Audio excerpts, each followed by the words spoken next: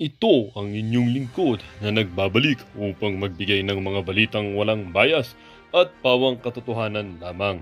Ito ang Bayang Pinas.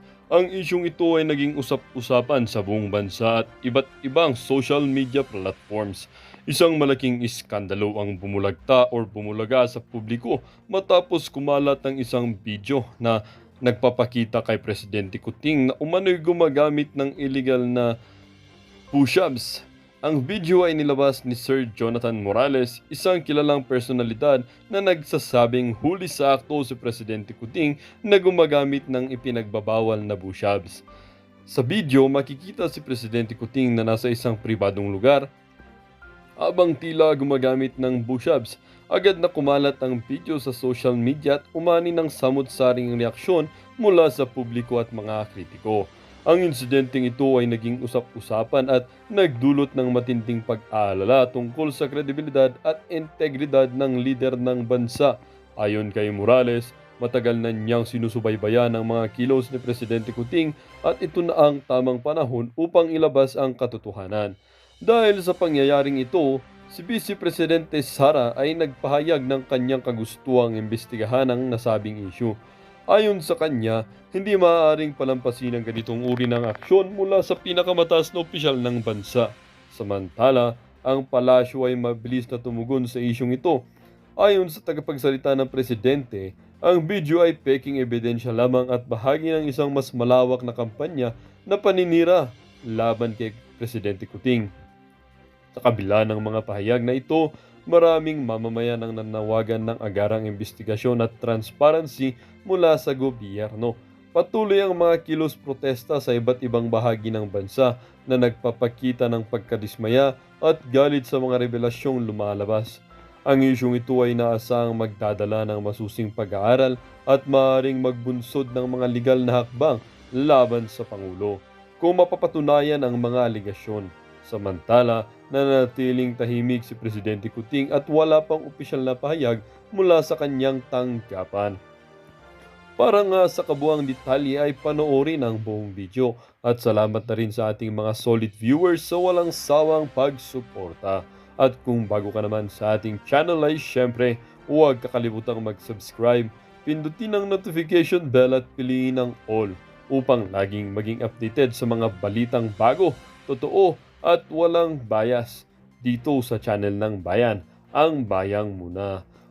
At huwag din kakalimutang i-like ang video at i-share ang bidyong ito.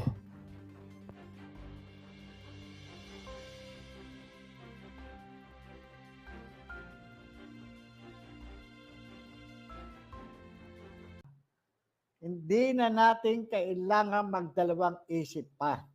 Yung pong voice over po na yun, ito po yung kuha doon sa Senado. Yan po yun. Yung pong sinasabi ko noon na nakita ko. Kaya yung motivation ko na ito ay itipa, tanggapin yung impormasyon mula doon sa kanyang kaibigan. Ha? Alam nyo yun. Alam nyo yan, Lisa. Ha? First Lady. Ha? Alam nyo yan kung sino yung confidential informant. Alam nyo yan. Ha? Sasabihin nyo pa, sinungaling ako. Sinungaling ako? Ha? Sumisingot ka ng pulburon? Sumisingot ka ng white powdery substance? Sasabihin nyo, sinungaling ako? Mag-resign ka na. Kayong mga nasa uniform service, eto na. Susundin nyo pa ba yan? Susundin nyo pa ba yan? Yang mga yan? Ha? Anong ginawa ninyo? Kayong mga nasa PIDEA, pinagtatakpan nyo. Ha? Kayong mga kasamahan ko dyan, ha? Pinagtatakpan nyo yan? Yang adik na yan? Oh, ano pa silbi nyo ngayon? Ngayon may pagkakataon pa. Habang may pagkakataon pa, iwan nyo na yan. Iwan nyo na yan. Iwan nyo na. Iwan nyo na yung bangag na yan. Ang kapal ng mukha, magsasalita pa sa SONA. Anong sasabihin mo kung paano ka suminghot ng pulburon? Ha? Paano ka suminghot ng pulburon? Ha? Yung sasabihin mo, ang lasa ng pulburon, lasang Goldilocks. Ganun ba? Ha? Lasang ano? Tingnan mo mga ano, kaya talagang sabi, yung sinasabi nyo na sinungaling ako, sinungaling ang si Maharlika. Ano ngayon? Ha? Ano ngayon? Ang masasabi nyo ngayon, mga kapatid? Dito sa ano? Ako'y nananawagan sa inyo. Ikaw, Gibuchidoro, asan ba yung talino mo? Ha? Biruin mo para ano mo pa? Pasailalim mo sa PSG. Yung BPSG ni Sara Duterte. Ha? Kaya nga pinaghiwalay yan para magkaroon ng independence. Yung dalawang unit na nagbibigay ng proteksyon sa Pangulo at sa pangalawang Pangulo. Ang ginawa mo, pinagsama mo. Bakit? Para ano? Para ma-monitor ninyo itong si Vice President Sara Duterte. Oh, hindi yung para mo ma-monitor kung ano activities, para ma-monitor nyo, para pahinain. Ha? Pahinain yung kanyang operational tactics at saka yung kanyang operational security. Ha? Ano na? Ano na mga kapatid? Ano na po mga kapatid, magbigay kayo kayo na po sa inyo, kayo na po ang mag-suggest. Kayo na po. Ano ang dapat nating gawin? Kayo na po. Kayo na po. Paki-comment nyo lang po. Ano po ang dapat nating gawin? Maraming salamat po sa live viewers, sa 1,019 na live viewers ngayong umaga. Ano po ang dapat nating gawin? Ginawa na ni Maharlika yung parte niya. Ngayon, ito yung hinihiling sa inyo ni Maharlika. Ilalabas ko ang video, sabi nga ni Maharlika. Pero ano ang gagawin ninyo? Anong kapalit? Gawin naman natin yung parte natin. Gawin na natin yung parte natin. Ngayon na. Ngayon na. Senator Bato, sabi nga nitong Oh. Ayun, Pedaya, ano na? Anong gagawin? Ha? Pedaya, anong gagawin? Anong gagawin natin? Ha? Ano na? Ha? Ako'y andito. Ha? Tinatawagan ko yan. Sila General Bacanas. Sila Captain Dado. Ha? Dito na po tayo. Ha? Dito po tayo sa Maynila. Dito po tayo. Magsama-sama po tayo. Magsiluwas na po kayo. Maraming salamat po sa live viewer sa 1,284. Ito yung hinihiling ni Maharlika. Sana man lang maging totoo tayo. Hiniling natin sa kanya, ilabas niya yung video. Hiniling natin sa kanya, pero ang hiling lang ni Maharlika, anong hinihiling ni Maharlika? Protektahan ang taong bayan. Ayan na. Ayan na po. Tinatawagan ko po lahat. Lahat kayo dyan sa Camp Crame. Dyan sa Camp Aguinaldo. Dyan po sa Port Bonifacio. Ha. Lumabas na po kayo. Iwan nyo na po yan. Kayong nandyan sa Batasang Pambansa. Nandyan sa Senado. Iwan nyo na po yan. Bangag na yan. Bangag po yan. Ako na po nagsasabi sa inyo. Ilang taon na po ako nanghuhuli ng drug pusher. Ilang taon na po ako nanghuhuli ng drug addict. Pagka ganyan yung mga tao, wala ho sa hustong pag-iisip yung mga yan. Walang maibubungang, walang maibibigay na, yan, pagbabalasakit sa taong bayan yan. Yan, kulang na lang sabihin natin, may sakit na sa pag-iisip yan. Mga kulang na lang na sabihin natin. Tignan nyo kung ano-ano pinaggagawa. Saan ka ba naman nakakita ng gurgur ng TV station? Ha? Anong basihan? Basihan doon sa pagtulong-tulong doon sa Kongreso? Yung mga gawa-gawa nila? Oh.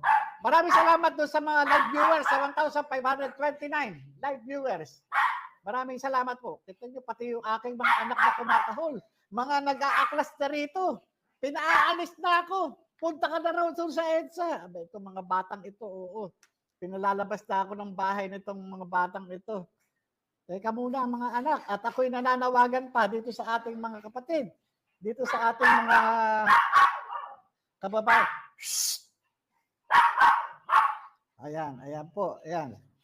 Maraming salamat kay Binibining Maharlika sa iyong pagmamahal sa bayan, sa iyong paglalakas ng loob.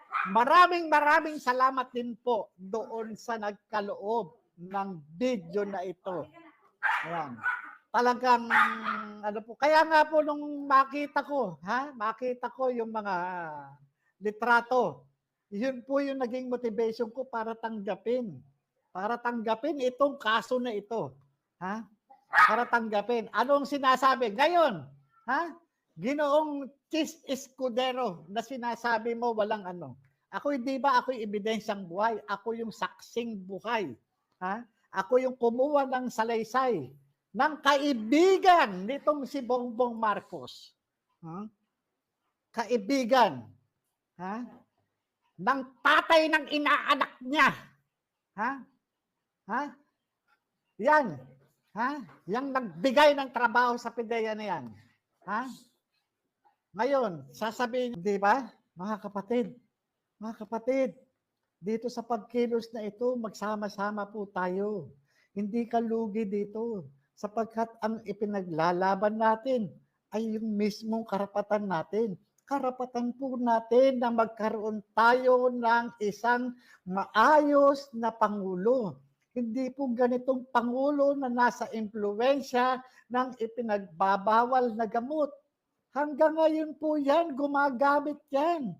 Hindi nga siya makapagpa-drug test. Hindi nga siya makatanggap dun sa hamon ng sambayan ng Pilipino na ipatunayan, ipakita na hindi na siya gumagamit na ipinagbabawal na gamot. Pagkos, binabaliwala po tayo.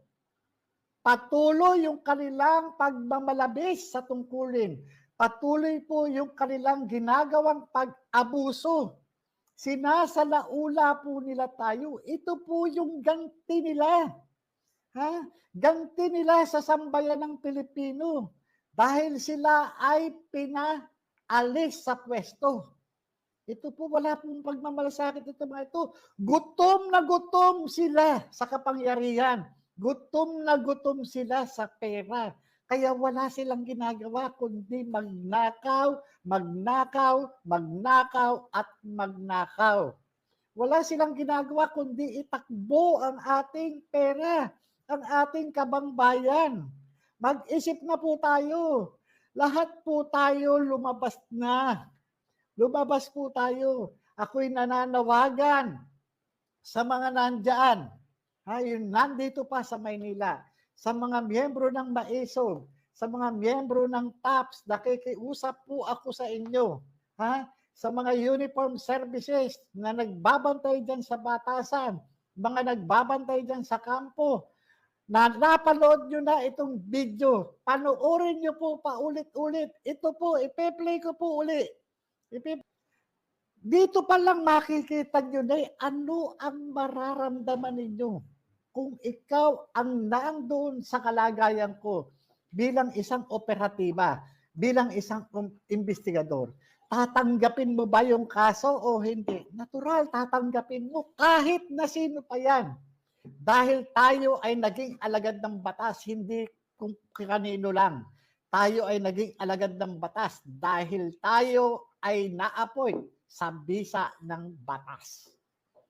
Yun po yun. Kung ito nagkataon na pinayagan kami noon na i-operate siya, matagal nang naghimas ng rehas yan. Kung pinayagan lang po, kung ako'y napakataas lang ng aking ranggo noon at kung ako lang ang masusunod, matagal nang naghihimas ng rehas yan. Kaya wag na po natin sayangin ang pagkakataon. Yung kahilingan natin kay Maharlika na ipalabas, ilabas niya itong video na ito. At ang bilang sukli, yung ating pagkakaisa. Yung ating sama-samang panawagan na ito ay bumaba na. Mahiya ka naman, Bongbong Marcos. Mahiya ka naman sa taong bayan. Ikaw, Lisa Marcos, abogada ka pa naman. Mahiya naman kayo. Ha? Wag nyo nang ipilit. Wag nyo nang ipilit. Ha? Dahil ang taong bayan, eto na. Ha? Eto na. Ang taong bayan, napanood na. Mulat na mulat ang taong bayan. Ano pa ang inaantay ninyo? Ha? Magbalot-balot na kayo. Kayong pamilya. Ha? Ikaw tambalos-los. Ha? Yung pag-aabuso mo sa katungkulan, kasama mo yung pamangkin mo. Ha? Mag-isip-isip na kayo. Ito na yung ano, ha? Hindi na uubra ito na ginagawa ninyo. Sabihin nyo, wala naman, hindi nila kaya. Ito. Sabihin nyo pa, sinungaling. Anong ginawa nyo, PIDEA? Ha? Pati si Pangulong Duterte, di ba nilaglag ninyo? Ha? Sinasabi ninyo walang ganyang mga impormasyon na nakalap o naka-store doon sa NDIS? Walang ganyan na naka-store doon sa PIDEA? Ha? Ako na nga mismo nanggaling kung saan nandoon ang NDIS. Ha? Ako mismo naka-assign doon sa IIS, sa Intelligence Investigation Service ng PIDEA. Ako na nga mismo nagpapatunay. Pero ano ginagawa ninyo? Sabi nyo pa, AI. Ha? Ako na nga mismo yung nag-ooperate. Sasabihin nyo pa sinungaling. Gumawa pa kayo ng dokumento. Ha? Para palabasin na ako'y sinungaling. Aba, tingnan ninyo, bilog ang mundo. Sabi ko nga sa inyo, bilog ang mundo. Darating at darating at darating ang panahon. Ha? Yan, hindi po pwede. Ha? Na talagang maraming nananalangin na Pilipino na ito ay lalabas. Sabi ko nga, lalabas ito Matago nyo man yung 1, 2, 3, o 4, 5 o kahit 10 dokumento, may lalabas at lalabas pa rin. Ito, may lumabas. Di ba? Noon, nagmumukhang tanga si Maharlika. Di ba? Pinagmukha nyo pang tanga si Pangulong Duterte. Biro mo, presidente, sinasabi na nga niya, nakita niya, binigyan siya ng mga, nireport sa kanya. Di ba? Mayor pa siya nung naging Pangulo siya. Tapos, i-deny ninyo? Ha? Paano yan? Derek? Ha? Director Derek Carion, tayo magkakasama. Paano yan? Alam ko, alam mo. Ha? Paano? Paano na? Meron pa kayo oras. Meron pa kayong oras. Mamili na kayo sa tama. Piliin nyo na yung tama. Nandyan kayo para ipagtanggol ang mamamayan. Nandyan kayo para protektahan ang taong bayan. Hindi kayo nandyan para dun sa bangag. Tayo'y nanghuhuli ng bangag. Ha? Huwag niyong protektahan yan. Ha? Huwag niyong protektahan yan. Hanggat may oras pa, kami nananawagan sa inyo. Huwag niyo nang suportahan yan. Mag-withdraw na kayo ng suporta dyan sa bangag na Pangulo. Bangag yan Ha? Gusto niyo pa... Oh, nakita niyo? Kaya nga sabi ko nga sa inyo hindi naman siguro ako tanga para tanggapin yung kaso kung ang sinisinghot nito ay sabon o powdered detergent powder. Hindi naman siguro iodized salt ang sinisinghot niyan. Ha? Ano ba yung sinisinghot? Di ba hindi kahit yung bato-bato, yung yung parang tawas, di naman pwede singhutin yun Masakit dito yun, Masakit dito. Ha? Ano lang ang sinisinghot? Bilang operatiba, matagal sa narcotics operation. Ang alam ko lang sinisinghot ng ganyan sa ilong ay cocaine. Yun lang ang sinisinghot na pulbos. Alam ka namang Johnson's baby powder ang singhutin yan. Ang pulbos, dito sa leeg ng bata. O, BBM. Yan. Dito sa noo, lalagyan dito. Diba? Pero yan dito. Kaya nga nung makita ko, yung mga litrato, na ipinakita ng kaibigan nito, yun yung aking motivation. Natanggapin yung kaso. Sasabihin pa ng mga, kaya nga sa iyo sinasabi ko, nako, kaya nga ewan ko sa inyo. Mag-isip-isip kayo, may panahon pa. Ako hindi naman nagtatanim ng sa inyo. Kasi naiintindihan ko kayo mga kasama ko. Mahal ko kayo. Naiintindihan ko yung kalagayan ninyo sapagkat trabaho Dahil pag ano ba ang mapapala nyo sa akin, wala. Nandiyan kayo. Pero sa panahon naman ng ngayon na to, mamili na kayo, nakita nyo na Eto na, morally convinced na kayo. Di ba tayo nga Di ba nagtsatsaga pa, makakita lang tayo na indicator. Ito, nang dudubilat. nandudumilat. Nandudumilat. Kahit alam ko, alam nyo. Pero eto, kita nyo? Ayan. Ako kayo mga kasama ko. Ha? Wala akong personal na ano sa inyo. Alam ko naman hindi kayo galit sa akin. Alam ko naman naiintindihan ninyo yung sitwasyon ko. Pero ito ngayon, tignan ninyo. Tignan nyo, isipin nyo yung mga anak ninyo. Yung pamilya ninyo, isipin ninyo. Na pagka yan na biktima ng adik, tignan nyo, ni kampanya nga sa illegal drugs talagang hindi nila mapanindigan. Ikaw, Secretary Abalos, magkaibigan tayo. Bakit hindi ka kumilos? Nagtayo ka pa ng bida. Ito, bidang-bida, oh. Bidang-bida, yung Pangulo mo, bidang-bida. Ano ngayon yung tinatag mo? Ha? Ano yung tinatag mong bida? Buhay ay ingatan, droga ay ayawan. Ito, ano ito? Ha? Secretary Abalos, magkaibigan tayo, magkasama pa nga tayo eh, di ba? Nagkasama nga pa nga tayo sa Walk Against Drugs. Di ba? Ito, litrato natin. Oh. Yan oh. Di ba? Alisin ko ha. Alisin ko para maging malinaw tayo na ano.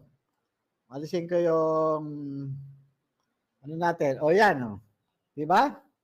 O yan tayo, Abalos. Oh, magkatabi pa tayo. Oh, magkatabi pa tayo. Ako yung kalbo, ikaw yung nakasalamin, di ba? Oh, masaya pa tayo diyan eh. Oh, kailan pa yan? October 19, 2014, ha? Walk Against Drugs. Kasama natin yung mga estudyante sa Metro Manila, mga teachers, mga division superintendent, di ba? Kasama natin. Hindi pa Pangulo si Pangulong Duterte niyan. Oh, di ba? Magkasama tayo. Oh, nagtayo ka ng bida, di ba? Nagtayo ka. Ngayon yung bida, ano na yung bida mo? Hindi mo maibida. Bakit? Kasi bangag yung Pangulo mo. Oh, ikaw kilala kita, mabait, napakabait mong tao, napakaayos mo. Ano ka nga eh? Hindi ka salita eh, puro gawa eh. Ha? Puro gawa, hindi salita. Pero tignan mo, sasamahan mo pa ba yung Pangulo na ganito? Na napakaayos mong tao, napakagaling mong mayor, napakagaling mong politiko. Pero tignan mo, masisira ka dyan. Yan, ako na mismo nagsasabi sa inyo bilang kaibigan, ako na mismo nagsasabi sa inyo, mali itong nasamahan ninyo. Mali. Tignan nyo, gumagamit yan ng pulburon. Kaya ako nananawagan sa taong bayan. Sa lahat ng OFW na naandito ngayon sa channel na ito, tawagan nyo na po yung inyong mga mahal sa buhay, mga kamag-anakan, mga kaibigan, mga kapitbahay, mga kabarangay. Lumabas na po kayo. Suportahan nyo po ang Maisog. Suportahan nyo ang TAP. Suportahan nyo po si Maharlika. Suportahan nyo po si Banatbay. Suportahan nyo Banateros. Lahat sino mang vlogger dyan. Sila Pebbles Talakera, ang third floor. Samahan nyo po sila. Yung mga nandyan na Brothers Traveler, samahan nyo. Magsilabas na po tayong lahat. Dahil iisa lang po ang ating ipinaglalaban. Nananawagan din ako kay Attorney Vic Rodriguez, kila Doktora Lauren Badoy, diyan, kila Ka Eric, diyan sa mga taga-SMNI na yan, iisa po ang ating common denominator. Ito pong bangag na ito. Kaya kailangan manawagan po tayo para ito ay umalis na sa Malacanang. Hindi po natin pinababagsak ang gobyerno. Ang pinaalis natin ay yung bangag na namumuno. Yun po. Hindi po siya karapat-dapat dyan. Wala po siyang kakayahang mamuno, kundi mang-abuso. Ang kanyang pamumuno ay nakadepende na lamang sa bulong dito sa kaliwa, bulong sa kanan. Ganun na lang po ang nangyayari. Tayo mismo ang nagiging kaawa-awa. Maawa ka naman kayong pamilya Marcos, maawa kayo sa sambayanang Pilipino. Dahil dito sa mga ginagawa ninyo, Kayo po mga tao, mga kababayan, magpunta na po kayo, lumabas po kayo, magkita-kita po tayo. Magkita-kita po tayo. Magkita-kita po tayo, pumunta na po kayo. Magkita-kita na po tayo. Kayo po ang ano na, lumabas na po tayo. Magkita-kita po tayo at ito sama-sama po tayong manawagan. Sama-sama po tayong manawagan.